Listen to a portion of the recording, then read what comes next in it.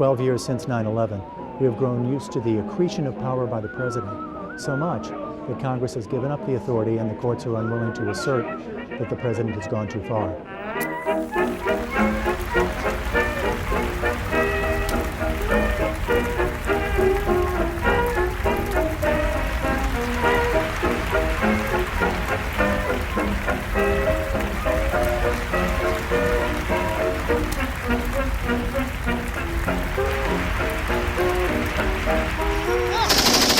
Afghanistan is fast becoming the longest U.S. war ever, soon surpassing the U.S. involvement in Vietnam. One count, President Obama has already used unmanned CIA drones even more than his predecessor. According to the Washington Post, the NSA exceeded its legal authority thousands of times since 2008 with unauthorized surveillance of Americans. The FBI actually invoked the term domestic terrorism when referring to nonviolent protesters in the Occupy movement.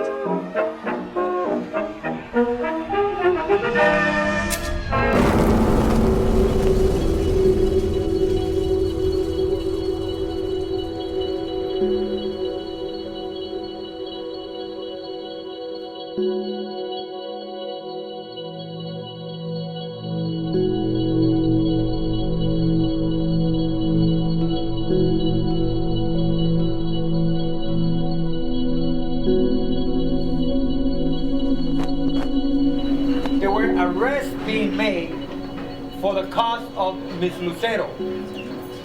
Platt, as a matter of fact, got arrested right here in Century City, bringing attention to what Deutsche Bank. My parents always wanted to come to the U.S. because we thought that life is better here and that there are a lot more freedoms in the States than we thought possible in Romania at that time.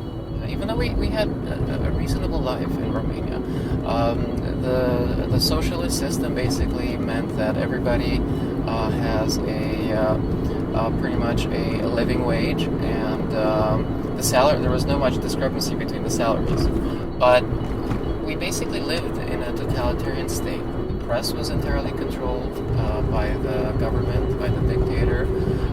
Education was entirely controlled. There was a lot of propaganda.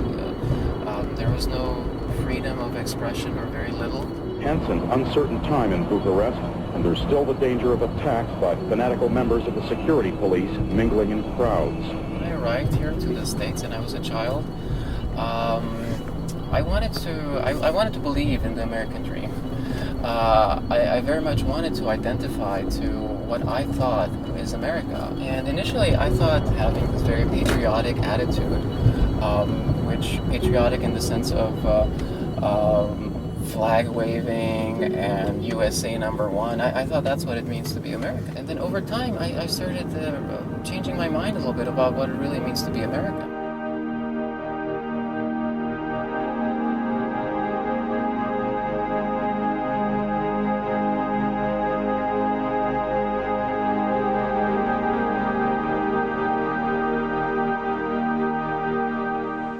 Following the Declaration of Independence, the first Congress adjourned, and with ratification by the states, the first 10 amendments to the Constitution became part of the supreme law of the land. These 10 amending articles are, by popular accord, declared the nation's Bill of Rights. Madison and Hamilton and Jay, who defended the Constitution, recognized that it was not complete. And in getting the Constitution ratified in 1789, it was important to add to it a specific guarantee of rights against what the federal government might otherwise encroach upon the states to do. The Bill of Rights is put in place to prevent the people in power from treading on the basic rights of the people who are not in power. The point of them is to protect spheres of liberty, spheres of privacy, areas in which the way we act will not be infringed by government. And to do that, they've got to be laws, not just suggestions. It had to be put in such stark terms or it would not have served the purpose. The Constitution might not have been approved because of fears of the encroachment of the federal government. So a prohibition of encroachment that had weasel words in it, or that had a balancing test here and a preponderance of interests there, would not have satisfied the concerns of those who were hesitant about the Constitution. We have something like 200 national governments in the world. And every national government pushes against the limitations on its power. Some don't have any real written limitations, some do. But governments always push for more money and more power. So the battle isn't necessarily global as opposed to national within each country, but there are always governments trying to limit free speech, trying to limit freedom of religion, trying to limit your freedom to make a living, trying to infringe on your privacy, trying to prevent opposition to the government. This is our fundamental law. From those truths springs the American concept of liberty. Hasty judgment or pandering to politics must not change it. Presidents have abused the Constitution from time to time. President Adams supported the Alien and Sedition Act, which allowed the president and the executive authority more generally to put people in prison for criticizing the government. It was a very surprising thing for President Adams, who was, of course, one of our principal founders. President Lincoln at least addressed it with his comment that shall all laws be followed but one, and the Constitution then be lost because we are so scrupulous in providing rights to these folks, these individuals who were criticizing the Civil War. It would undermine the war effort.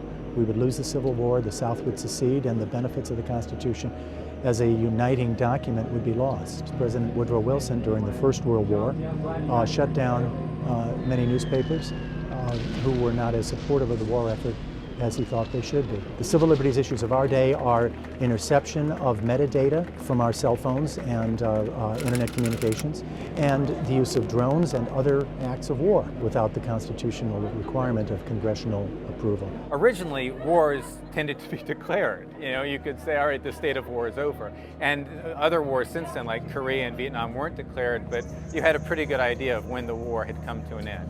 War on terror, something as broad and expansive as that, you can always say there's still a threat out there, and so you can always keep these so-called temporary encroachments in place. With no constraint or oversight. No constraint by Congress, because once having given the authority after 9/11, there was no deadline. As we mourn the loss of thousands of our citizens, I can hear you.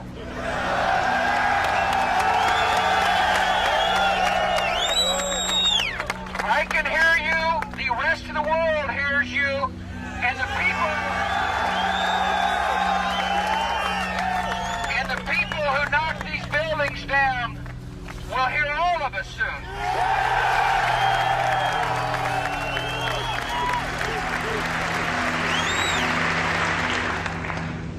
Our war on terror begins with Al-Qaeda, but it does not end there. It will not end until every terrorist group of global reach has been found, stopped, and defeated. We know when a great crisis happens, it's when powers that be can run into the fear and create big change very quickly. You get to look at a terrorist attack and turn it into a war on a couple of countries. The plan of Al-Qaeda very early, before 9/11, was to have us overreact in such a way that it would undermine the financial stability of the country. And the fact that we didn't, though, go after Saudi Arabia, the fact that Prince Baghdad is such a great friend of the Bushes, that instead we get to send home Osama's family members, we don't hold accountable any of the terrorists that came from Saudi Arabia. Saudi Arabia since has been able to fund these madrasas, these schools in Pakistan and Afghanistan and Northern Africa to continue to fuel this radical Islamic mentality in a whole generation of young men. And so instead of looking at what the real problems were and where they were coming from and how they had affected the US, we went off on these adventures of the Bush gang that were about something totally different. They're about, from Saudi Arabia's point of view, they're about Saudi Arabia keeping control of the Middle East. The Iraqi regime trained and harbored terrorists, including operatives of Al-Qaeda. Osama and Iraq they're totally different ideologies. They hated each other. The Iraqi regime continues to possess and conceal some of the most lethal weapons ever devised. This regime has already used weapons of mass destruction.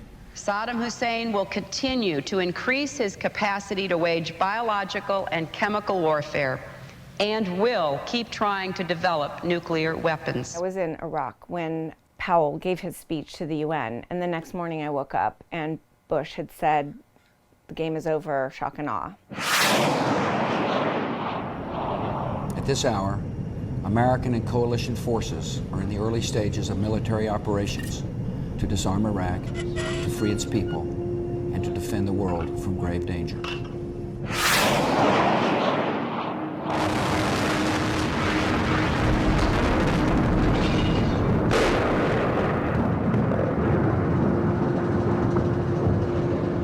The Senate Intelligence Committee report a few weeks ago said there was no link, no relationship between Saddam Hussein and al-Qaeda.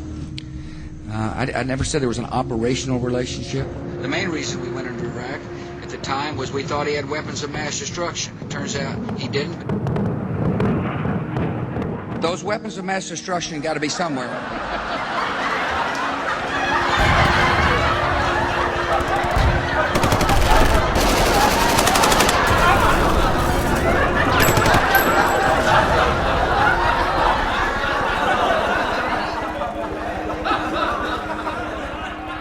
First thing I will do when I'm president is call in my attorney general and have he or she review every executive order to determine which of those have undermined civil liberties, which are unconstitutional, and I will reverse them with a stroke of a pen. You know, I taught constitutional law for 10 years. I take the Constitution very seriously. The biggest problems that we're facing right now have to do with George Bush trying to bring more and more power into the executive branch and not go through Congress at all. And that's what I intend to reverse when I'm President of the United States of America.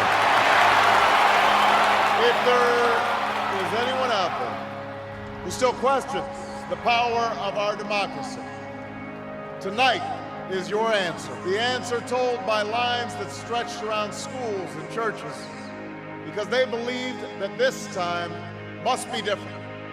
At this defining moment, change has come to America.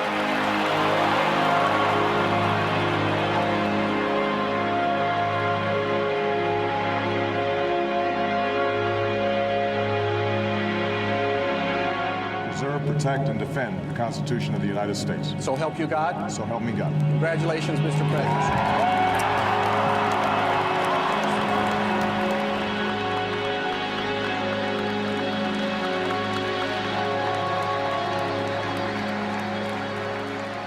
What's sad is that we saw Bush doing that, but the Obama administration not only has continued it, but escalated it. It is in our vital national interest to send an additional 30,000 U.S. troops to Afghanistan.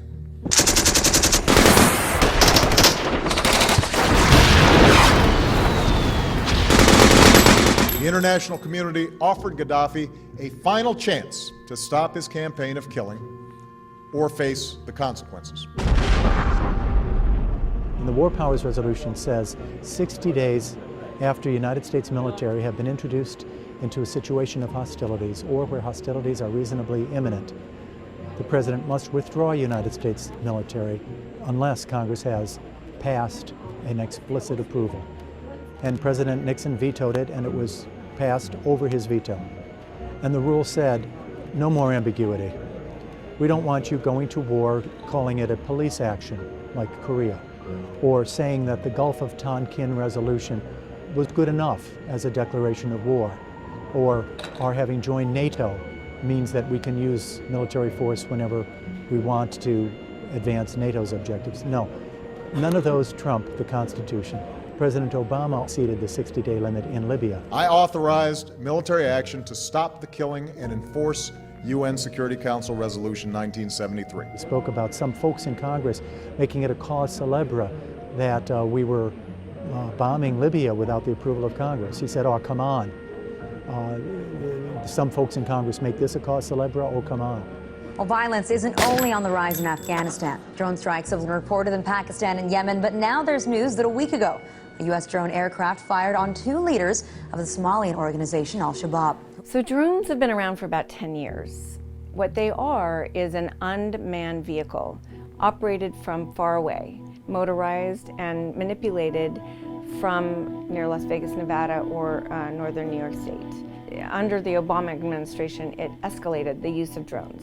The argument for drones is that you're not killing American soldiers. It's not a war in the sense that we necessarily have a lot of troops committed, but it is a war in the sense that there are just constant violent actions, often with the cooperation of the government in question, against people in those countries, and often hitting the wrong people, they're saying you're hitting militants, but there's a quote-unquote collateral damage, the people who are just standing by the wrong tree, and of course that turns more people against the United States. America's actions are legal.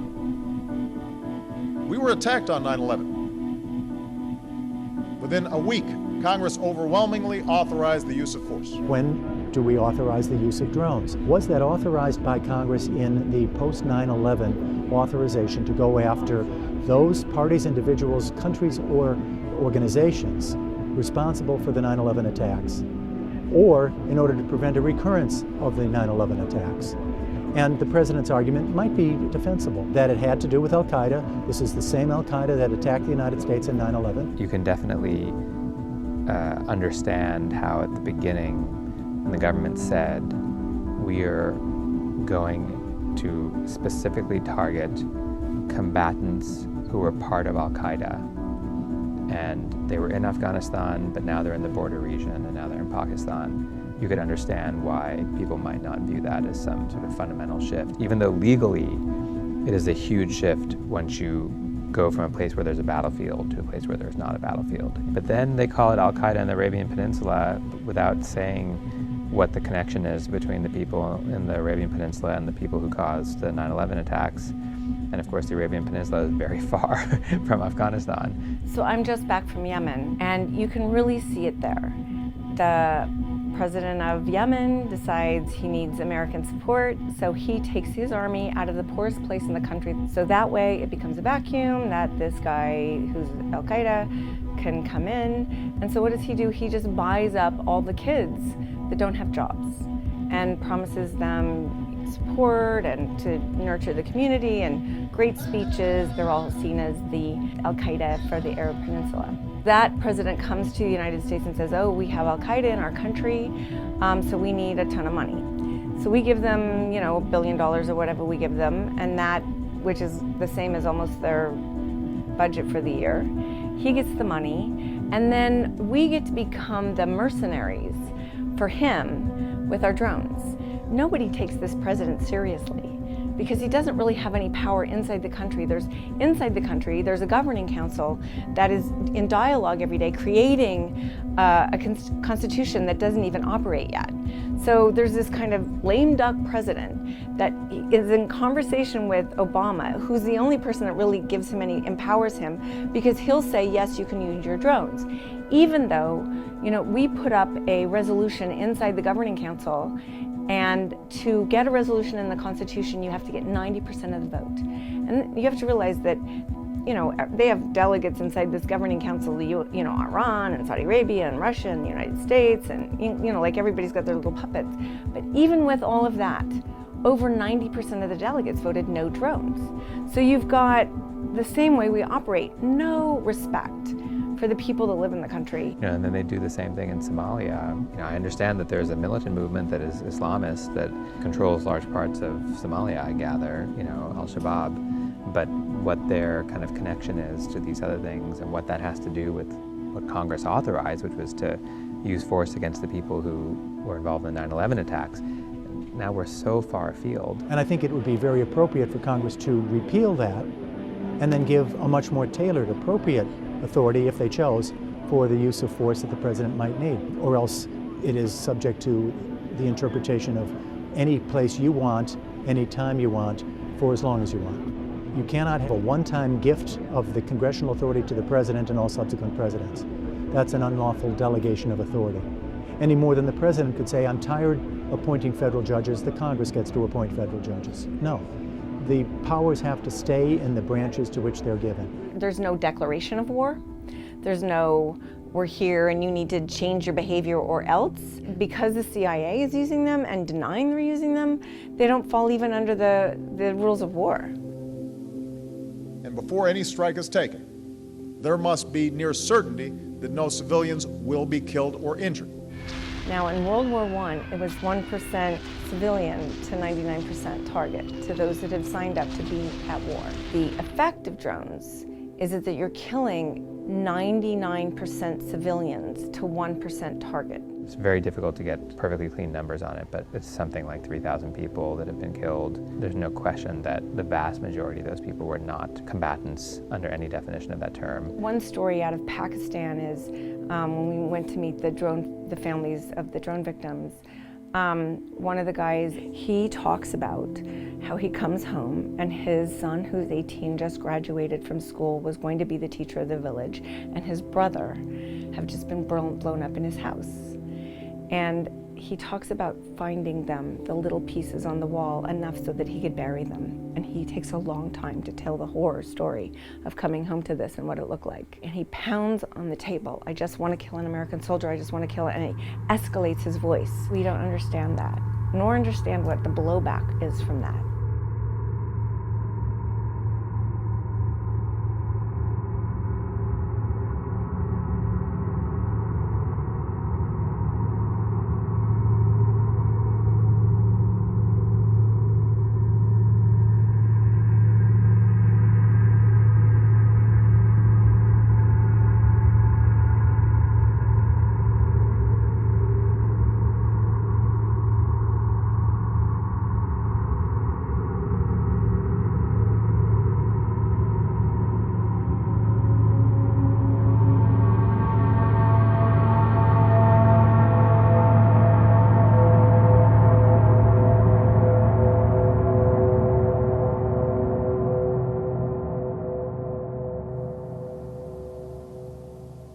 America does not take strikes to punish individuals. We act against terrorists who pose a continuing and imminent threat to the American people. The war on terror, it doesn't have an enemy, or it doesn't have a conventional enemy, I should say.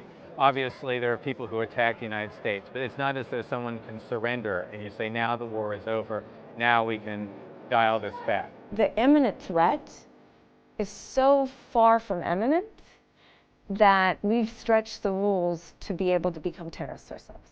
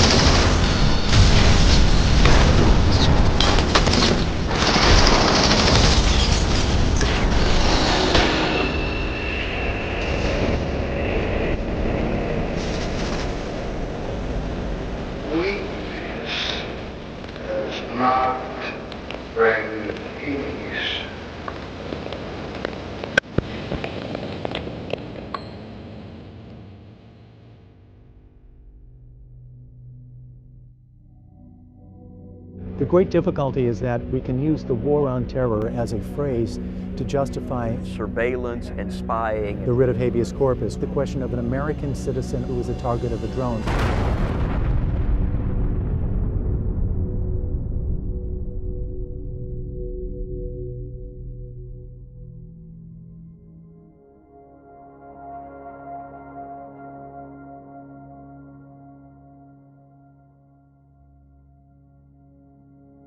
War essentially is, if you will, the pinnacle of of aggression and so many other contributing factors.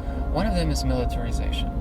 And part of the militarization is basically a militarized approach in the police force. It's a militarized approach to, for example, surveillance. I know it's being portrayed as a way to combat terrorism, which I think is very important to have a safe living environment. But I also know that this information is being used actively to suppress opinions, to suppress activists. I really don't want the states to turn into a totalitarian state the way I experienced in Romania. I mean, there's no question that there's a massive expansion of the national security state apparatus since 9/11. And parallel with that, you see all these different new policies arising. NSA surveillance, increased detention power, targeted killing, all these different things, and they're all being undertaken in the name of the war on terror. From the immediate aftermath of 9/11, you had the Patriot Act passing and huge new powers being given to the law enforcement. Today we take an essential step in defeating terrorism while protecting the constitutional rights of all Americans. With my signature, this law will give intelligence and law enforcement officials important new tools to fight a present danger. Statements made by John Ashcroft, who was the first Attorney General under George W. Bush. They say that the FBI and the Department of Justice are trying to transform themselves from punishing crime after it has occurred to a preventive model. We've seen a huge shift towards a willingness to trade safety or national security for liberty. The revelations of last summer show that in great clarity. We've expanded dramatically the surveillance that our own government takes of us. There is no spying on Americans. We don't have a domestic spying program. The Guardian revealed the existence of a top-secret program codenamed Prism, where the NSA obtained access to the central servers of 9 major internet companies, including Google, Microsoft, Apple, Yahoo, and Facebook. The National Security Agency is collecting telephone records of millions of Verizon customers under a secret court order issued in April. They all get together with the NSA and provide the NSA direct access to the back ends of all of the systems you use to communicate, and they're applying it to the whole of society by basically subverting a corporate partnership through major telecommunications providers, and they're getting everyone's calls, everyone's call records, and everyone's internet traffic as well. On top of that, you've got boundless informant. And then The Guardian revealed details about an NSA data mining tool called Boundless Informant that details the voluminous amount of information it collects from computer and telephone networks. The NSA is an agency that historically its mission has been to look outside of the United States for foreign threats. With the war on terror and increasing concern about radicalization of people in the United States and terrorists acting in the United States, one of the responses has been to turn our government surveillance apparatus on this country, and that includes American residents, American citizens. And that, combined with the increases in technology that makes surveillance possible, have created this incredible system for monitoring Americans' communications. That is something that I think would have been unthinkable 15 years ago. Your duly elected representatives have been consistently informed on exactly what we're doing. The NSA lied about the existence of this tool to Congress and to specific congressmen in response to previous inquiries about their surveillance activities. Does the NSA collect any type of data at all on millions or hundreds of millions of Americans? No, sir. It does not. Not wittingly. There are cases where they could inadvertently, perhaps, collect, but not wittingly. The fourth guarantees the people's right to be secure in their persons, preventing arbitrary searches and seizures. The Fourth Amendment prohibits the federal government from engaging in unreasonable searches and seizures, and says that warrants shall not issue except upon probable cause. It doesn't say that the government can do these things, but the evidence can't be used in court. That's called an exclusionary rule. It outright says unreasonable searches and seizures are outlawed. The people are protected against unreasonable search and seizure. Well, the question of what's unreasonable is not absolute. It's something we debate all the time. And the idea that the government is spying on us even when there's no allegation against us. It's one thing if you've got an allegation that this person is engaged in terrorism or is involved with terrorists, but just to be scanning all of our email and all of our phone calls just in case you might see patterns or something, that seems like an unreasonable search and seizure to me. Historically, police have had to come up with a reason and go before a judge before they even got to collect any information, before they got to search somebody's house or their car or take their papers. Some kind of specific reason, right? Reasonable suspicion, probable cause. If they couldn't present a good reason to think that that person was involved in criminal activity, they didn't get to go into their house. The paradigm that's governing the NSA is the opposite. They seem to get to take everything. It's up to them to decide whether there's a reason to look at it. That's a very different world than what we're used to and what the Constitution seems to require. They are not looking at content, but by sifting through this so-called metadata, they may identify folks who might engage in terrorism. When we deal with intelligence operations, domestic intelligence, taking the information that is called metadata by the government, we are engaged in a seizure. I can't see any other way of interpreting it. The president is defending it by way of saying, well, we're not using it in court, we're not using it against you, and even though we've taken it, we won't actually search it until we have a more specific warrant, and then we will go to a court for a warrant. But note that that abstracts from the question of the seizure. The Fourth Amendment prohibits unreasonable searches and seizures. Here we have a seizure, and the president's argument is, but it's not a search. Well, both are prohibited, not they have to be together in the same instance. If the intelligence community then actually wants to listen to a phone call, they've got to go back to a federal judge, the FISA court. Well, here Congress created the Foreign Intelligence Surveillance Act and the Foreign Intelligence Supervisory Court. So Congress said any issue involving the interception of and taking of evidence for intelligence goes to the FISA court. There's a lot of concern these days among people who have discovered we have secret courts, the FISA court.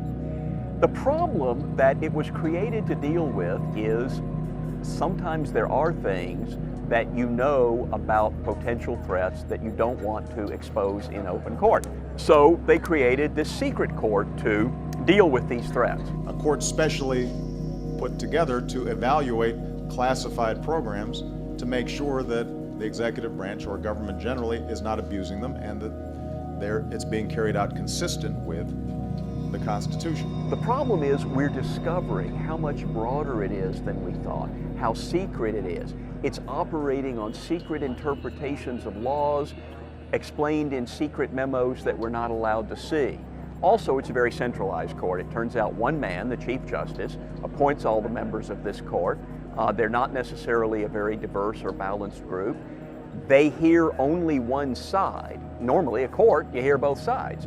These are people who are supposed to be protecting the Constitution, protecting the citizens' rights, but they only hear one side of each case, and it turns out they rule in favor of the government in something like 99.7% of the time. Is that adequate? If the other side is never heard, if it's an ex parte decision. I understand the motivation for setting up these courts where private discussions can be held, but like so many government institutions, it seems to have gotten way out of line. So what finally comes down to being resolved is who can take the case to court, and what court do you take it to? And it appears the only court that has jurisdiction, according to Congress, is the FISA court, and the FISA court won't let you or I bring the case. There's no record that is made public. That would then implicate the due process clause of the Fifth Amendment, that no person shall be deprived of life, liberty, or property without due process of law. The NSA spying is not about the war on al-Qaeda, right? If you're gathering every the metadata and perhaps the content of every landline communication happening in the United States.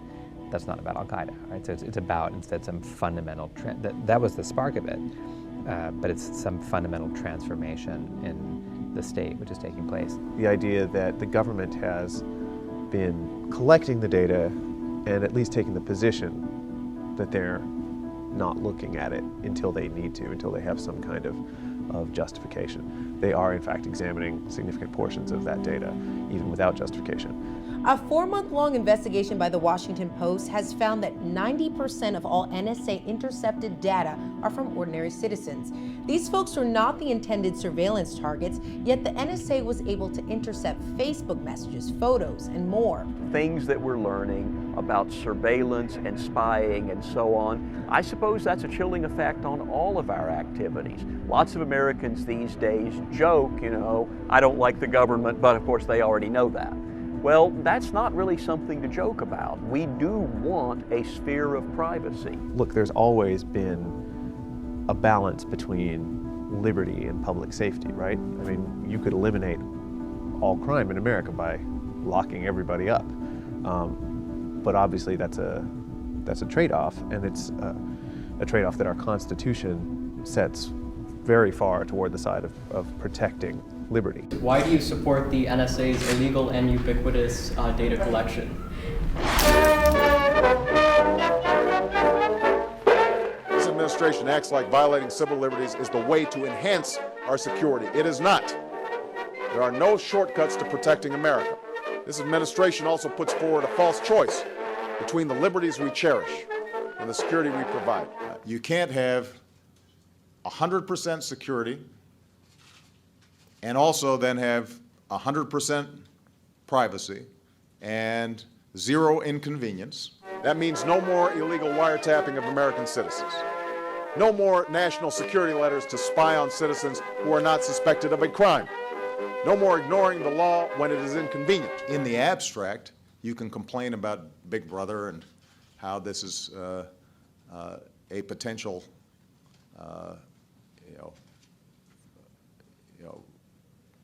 program run amok. But when you actually look at the details, then I think we've struck the right balance.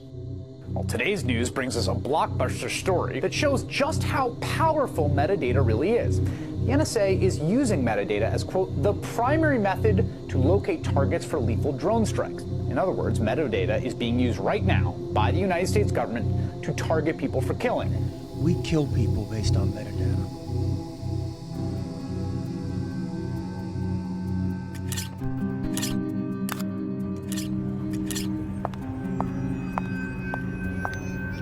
Instead of wasting it on me when all I need is another chance. Think of the opportunities we'd be missing. There's so much that even just one man can do. I don't want to go back. I don't need to go back. I know it's a privilege, but I don't deserve to go back. Just give me one more chance. I give you my word of honor that I won't fail again. Believe me, I'm only thinking of...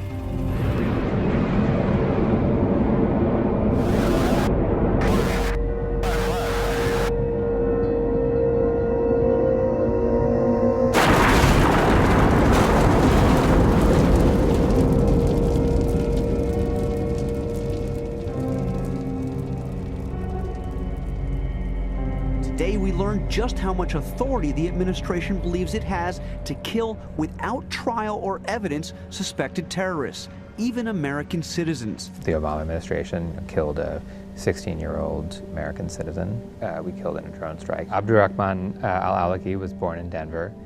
He was the son of an American citizen named Anwar al-Awlaki. The father had gone into hiding when it became clear that the U.S. government was trying to kill him. He had been linked to the 9/11 attacks, and in more recent years had been linked to the Fort Hood shooting, to the potential bombing in Times Square, and to the failed underwear bombing back in 2009. Imagine in World War II, an American decides to join the German cause, and that actually happened. There were some Americans of German birth or German ancestry who did. Then if we happen to kill them or fight them in battle, they die. It is perfectly legal.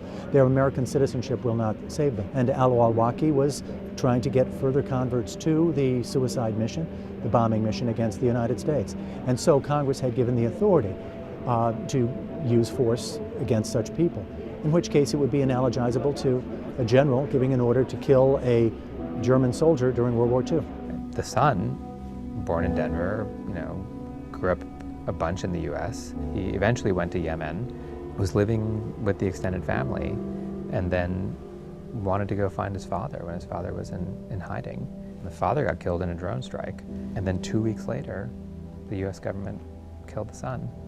And the son was 16 years old. He had never preached sermons of violence against the United States or anything like that. First they said he was a military-age male, right? And the family countered that.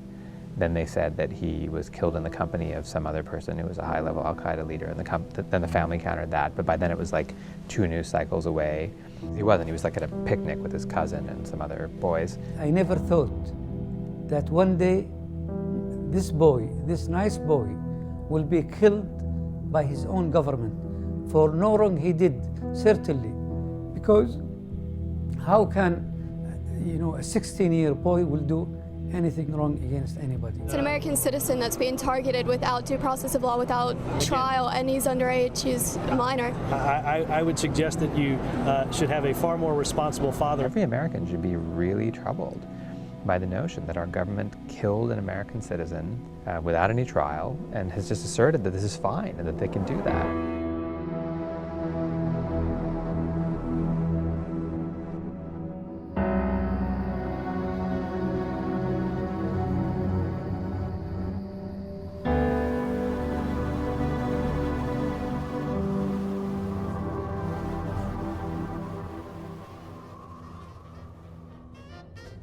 They help us prevent terrorist attacks. Terrorism. Terrorism. Terrorism. Terrorism. Terrorism. Terrorism. Terrorism. Terrorism. Evil terrorists. Terrorists. Terrorists. Terrorists. Terrorists. Terrorists. Terrorists. Terrorists. Terrorists. Saddam Hussein. Terrorists. Terrorists. Terrorists. Terrorists. Terrorists. Terrorists. Terrorists. And you see terrorism used all over in the public rhetoric. It's ubiquitous in the public rhetoric, right? And what is a terrorist? There are a couple of definitions in the U.S. Code, and they definitely do not accord with any common conception of what terrorism is. There's a definition in 8 U.S.C. 1182, which is the immigration code, but that definition is used in other places as well. That definition is so broad, it covers virtually any use of force of a weapon or other dangerous device between 2 or more people for a non-monetary purpose. It covers like all kinds of normal crime that nobody would ever think of to describe as terrorism. The Treasury Department and the State Department have lists of groups, and if you're put on that list, then you're a terrorist. If you're not on the list, then you're not a terrorist. And who decides if you're on the list? It's like the Secretary of State and the Secretary of the Treasury and the Attorney General. It's obviously politicized. It's fine for the government to make a list of countries that we are friendly with and countries we're not friendly with, and groups that we like and groups that we don't like. But then you shouldn't pretend that that has some underlying normative content, right? That's just a political definition that's been used for political purposes. And yet, all the time in popular discourse and in legal discourse, people use the word terrorism. They talk about terrorists and terrorist groups and terrorist organizations.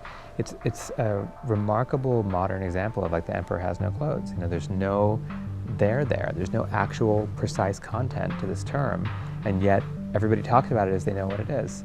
One of the many serious problems with not having a precise conception of what we mean when we say terrorism is that it allows this slippage into criminalizing dissent, criminalizing people who just disagree with the government for whatever reason. Law enforcement, even in America, has a long history of taking any surveillance program and applying it not just to people who are actually a criminal threat or an existential threat, but to people who are a political threat, right? And that could be journalists, opposition politicians, dissidents. And you see that over and over again in the way that Martin Luther King Jr. was monitored by the FBI, ostensibly to investigate whether he had connections to the Communist Party. We had a huge amount of government infiltration of various different kinds of perfectly lawful groups during the time of the Red Scare in the 50s and in the 60s. A conflict which has become known over the last decade as the Cold War. The opposing point of view in this conflict rests on a fundamentally different vision of man, as a creature not of God, but of the state. In this system, the value of individual man diminishes sharply, and the state is all important. The state will run his life for him, his political life, his business life, his social life. Are you or have you ever been a member of the Communist Party? I believe I have the right to be confronted with any evidence which supports this question. Are you a member of the Communist Party? Or have you ever been a member of the Communist Party? It's unfortunate and tragic that I have to teach this committee the basic principles of Americanism. That's not the question. Stand away from the stand. For Americanism for many years, and I shall stand away from the stand. Fight for the Bill of Rights, which you are trying to destroy. This man away from the stand. You had that phenomena operating, and this abuse was kind of recognized, and it led to reforms that minimized those things. And yet now we see those kind of reforms and safeguards cast aside and a return to a lot of that same kind of surveillance conduct. There's no reason to think that this time will somehow be limited so that it won't adversely affect political or ideological opposition. Now, the evildoers in their mind are those people who are American citizens who are appalled at what's happening to their country and speak out. If you look at what's been thrown at Chelsea Manning and Snowden, by watching what we're doing and exposing it, both Chelsea in Iraq and Snowden inside what's happening with NSA. The U.S. government has filed criminal charges against former National Security Agency contractor Edward Snowden. Prosecuting leaks is absolutely something that limits the ability of the press to find out the truth and report it. Prosecuting reporters for getting leaks is a direct threat to the freedom of the press, and we're seeing that happen now. You're calling for Snowden to be prosecuted, but to take it another step and say the journalists who published the information, that they should face prosecution, that is news. Do you believe that? You stand by that, both Greenwald and the Washington Post reporter? To me, yes, there has to be legal action should be taken against him. This is a very unusual case with life and death implications for Americans. James Cromwell, the New York Times reporter, whose 2006 book State of War details the CIA's attempt to foil Iran's nuclear program, is again being pressured by the Department of Justice to reveal his sourcing for the story. Cromwell has been subpoenaed in the criminal trial over the leaking of state secrets that appear in his book. You saw this with WikiLeaks, where there were calls in Congress and statements about how the WikiLeaks was a terrorist organization, or Julian Assange should be treated like a terrorist. Julian Assange is engaged in warfare. Information terrorism, which leads to people getting killed, is terrorism. And Julian Assange is engaged in terrorism. He should be treated as an enemy combatant. You see these very disturbing situations where the FBI infiltrates peace groups of all kinds, anti-war in Iraq and Afghanistan groups, Occupy. Local law enforcement officials have teamed up with the FBI and Homeland Security in order to deal with the Occupy movement. And police infiltration in other parts of the country of conservative groups. These unfortunately replicate a very troubling pattern that we've had in the history of this country. There is all too often a perception by law enforcement that somebody who is politically organizing against the politicians in power, the government in power, the ideas in power, may also be engaged in some other kind of criminal activities against the government, when really there's very little foundation for that. And it's a very dangerous assumption to make, because investigating the opposition chills political speech.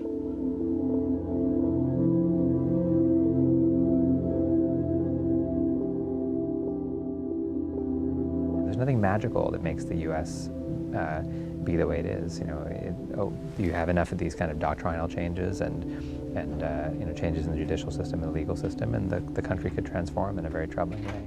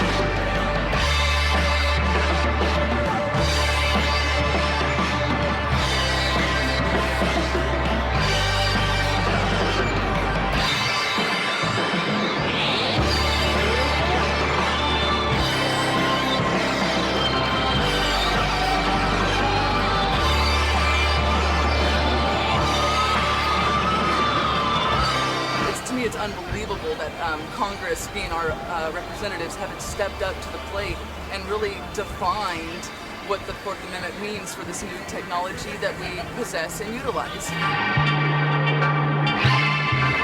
There are people on both the hard left and the hard rights who are actually understanding that civil liberties and ending empire are the two most important things. Those are the things that people need to be fighting for, and that can't be marked in a liberal or conservative, Republican or Democratic box. I mean, those are fundamental principles about the nature of power.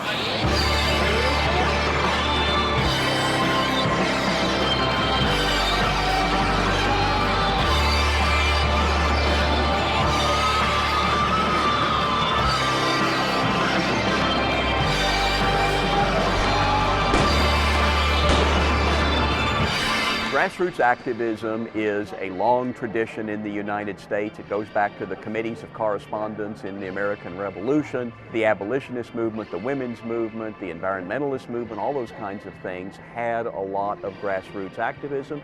In most cases, they also had intellectual leadership concentrated on the East Coast. So it's always a sort of coming together. But if you look at the Goldwater movement, that's very much a grassroots anti-establishment movement against the welfare state and also against the Republican Party establishment. Then you get the McGovern movement, very much created in Washington, but still drawing on the anti-war forces around the country.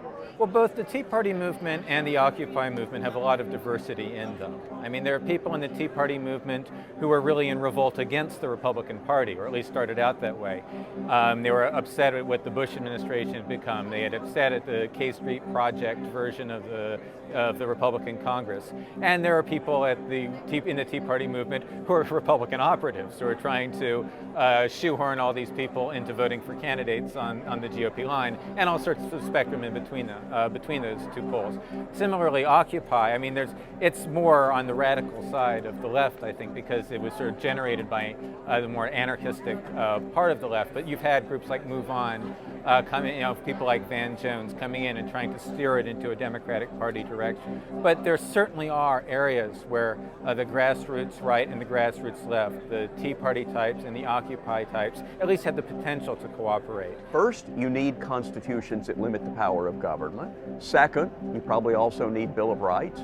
Third, you need a free press. You need an independent judiciary, and you also need citizen vigilance, because none of this works if you don't have people concerned to protect their freedoms. There are people on both the right and the left that are concerned about a government that usurps power against its citizens. From a political perspective, it's often people who are not in power who are the ones that are rightly most concerned. You get opposition to the massive NSA spying on the left and on the right. Why? Because I think privacy and the notion of a government that sees everything that you do, that knows every communication, every phone communication, every email communication, that is deeply disturbing to people, regardless of whether they are Republican or Democrat and pro-government healthcare or anti-government healthcare or whatever it is. They really are about certain very basic principles that you don't actually have to have a particular political affiliation to understand and appreciate the importance of those principles. There's a lot of distrust between people on the left and the right, and we just really do have this red-blue polarization. Every time you turn on cable television, there's a right-left argument going. They're all in business to make profit. And it's a good thing. That's the incentive that makes capitalism work. Until you say something about government, too. I mean, they want to be able to just program for a particular audience and bring in someone who's going to be the standard bearer for one side and a punching bag for the other side. And they're not so interested in breaking out of these sort of stale boxes. They want you to play one of these roles. We get calls at the Cato Institute saying, can you come on and criticize this thing Obama's doing? And we say, well, we're not conservatives. We actually don't think that particular thing. Now he supports gay marriage. I'm not against that. We thought you were on the right. And so it can be hard. They want a right-winger and a left-winger who will argue about everything. If you turn on Fox, they're attacking Democrats. If you turn on MSNBC, they're attacking Republicans. People line up on the right or the left. They may not like everything Bush is doing, but they know the Democrats are worse. They may not like everything Obama's doing, but they know the Republicans are worse. So it makes it hard for them to trust each other. And then, of course, there are real philosophical differences. The people on the right don't like gun control, and the people on the left do. The people on the left like gay marriage, and the people on the right don't. And very fundamentally, a lot of people on the left like government providing transfer payments and people on the right don't. So it's hard to get together in a political coalition. All of those people ought to have been united all along against Bush's push in the direction of wars around the world and abuse of executive power, and they ought to be united against Obama's wars around the world and abuses of executive power. For a lot of people on the right, it is a distrust of Obama that might push them into not trusting Obama going into Syria.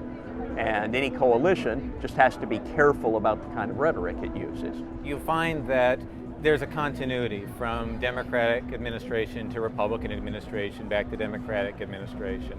And people on both sides of the aisle get behind these assaults on liberty. People speak to the fact that Republicans supported these encroachments as a way to excuse Democrats encroaching and vice versa.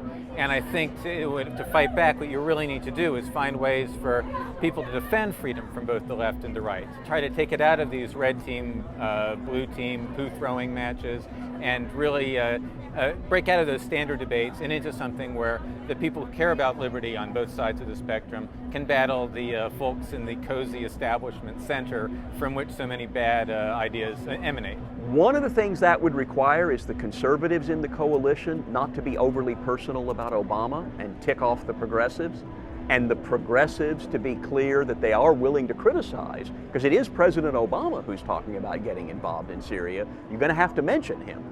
You can't just keep blaming it on Bush.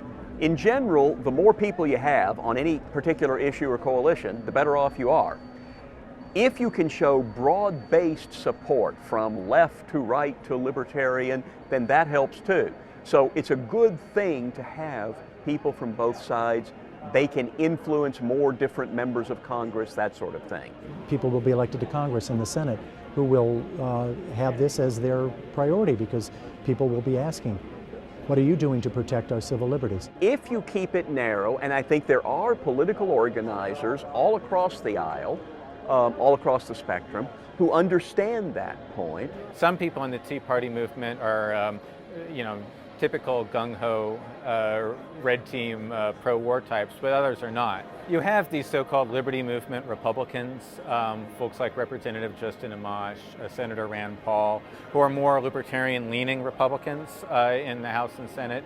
You have these sort of ACLU-ish Democrats like Ron Wyden in the Senate, Jared Polis in the House of Representatives. The movement has had thus far, particularly at the local and state level, is that a product and part of the fact that there's cooperation from across traditional political spectrums? No question about it. You crossed party lines to join Senator Rand Paul in that filibuster slowing up John Brennan's nomination because you were concerned about drones. I know you think you made your point. You must have gotten a lot of blowback from your fellow Democrats in joining with conservative Rand Paul. Not too much, Howard, because I think there is a sense that there is a new political movement emerging in our country, and it crosses party lines, and it is all about Americans who want to see policymakers strike a better balance between protecting our security and protecting our liberty. There is new fallout from the NSA phone surveillance program, and it's creating a rather unusual alliance in the court. The NRA is joining forces with the American Civil Liberties Union. The NRA with the ACLU in a lawsuit to end the program.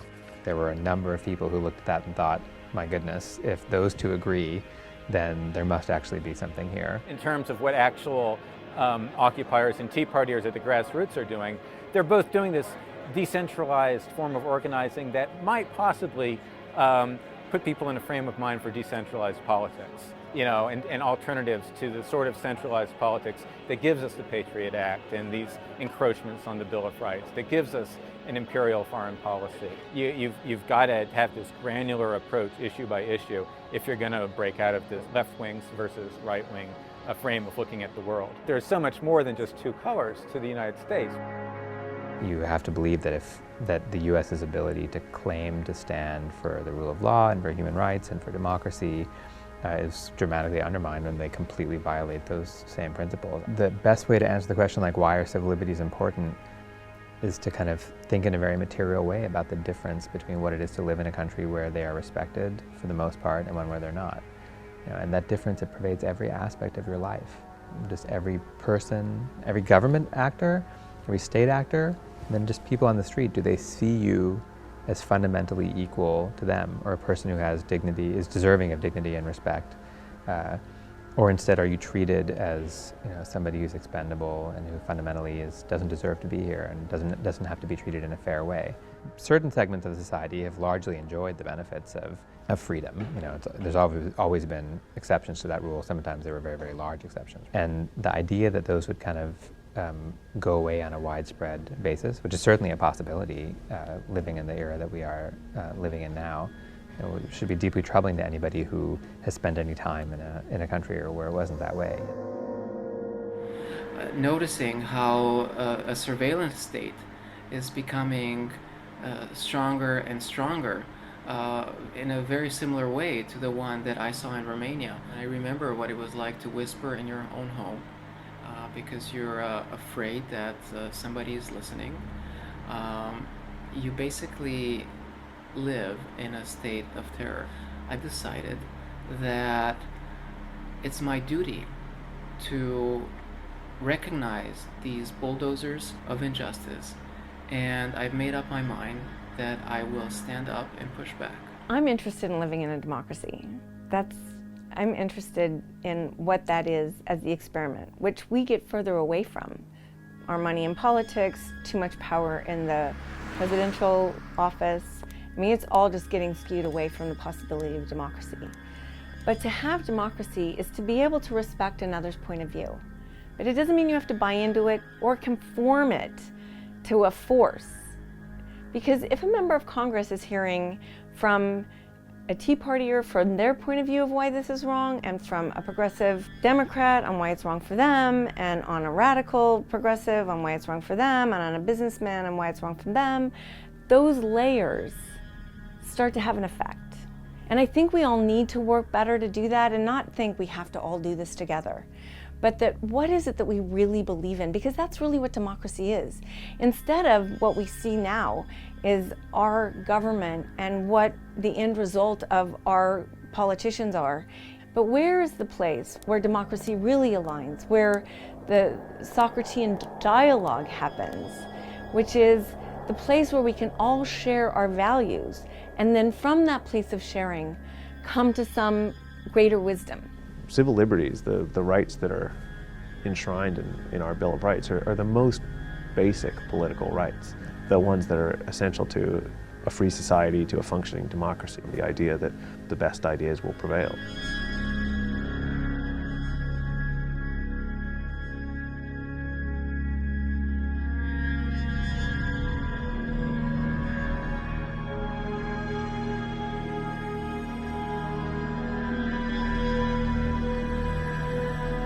The first affirms freedom of religion, speech, and press, and the right of assembly and petition.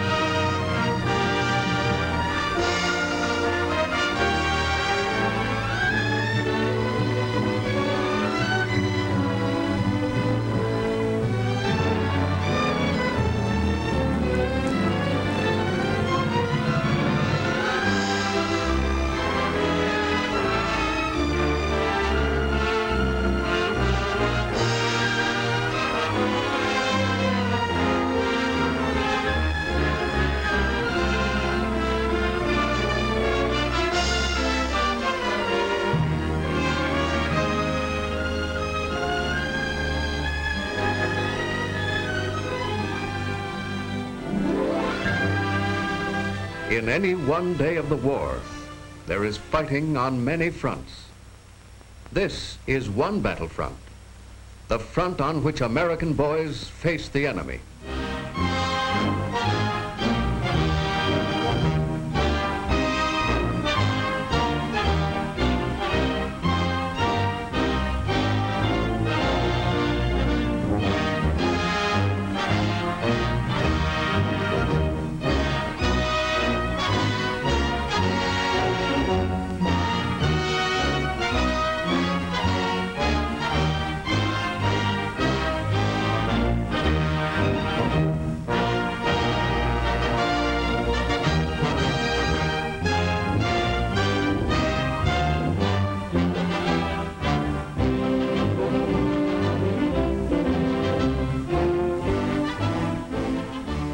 Yes, this is one front, and this is another front, spread over the face of America.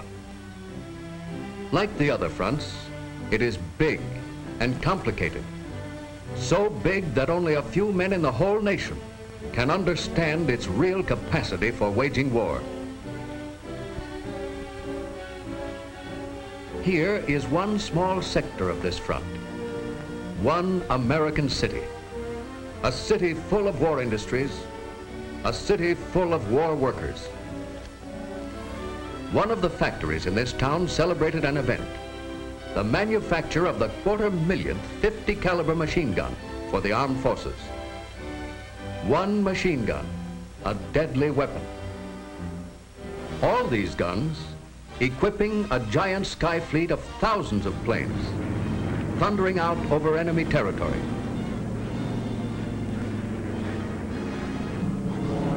You can look at one propeller and see an American fighter plane climbing for advantage over an enemy. You can see all these propellers and figure the bombing force they can pull over enemy ground. Staggering winged armadas, including the mighty superfortress, the B-29. But there is a hidden meaning to the whole story. Here, in the ability of American industry, in the ability of these people, of all the people in American industry, to meet and conquer a challenging new problem, is the secret weapon the enemy did not expect. Yes, and it's only in times of a great crisis that we ourselves fully realize that with our modern convenient way of life, we have the imagination that meets change with change, the hard fiber that matches effort with effort, the courage to put our real resources to work. That is our secret weapon. It's ours for use in war, for use in peace.